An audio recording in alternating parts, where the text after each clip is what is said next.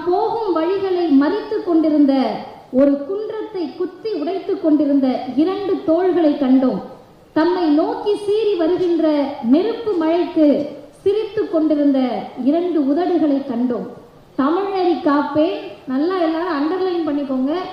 தமிழ்நெறி காப்பேன், தமிழனை காப்பேன், ஆரிய நெறியை அடியோடு மாய்ப்பேன் என்று அறையில் அல்ல மலைமேல் நின்று மெல்ல அல்ல தொண்டை கிழிய முழக்கமிடும் ஓர் இருதயத்தால் செய்த உள்ளத்தை கண்டோம்.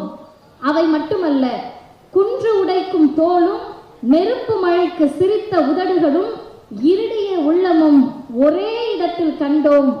இந்த அணுகுண்டு பட்டறைதான் பெரியார் என்பதும் கண்டோம் என்று எழுதியவர் புரட்சி கவிஞர் பாரதிதாசன்.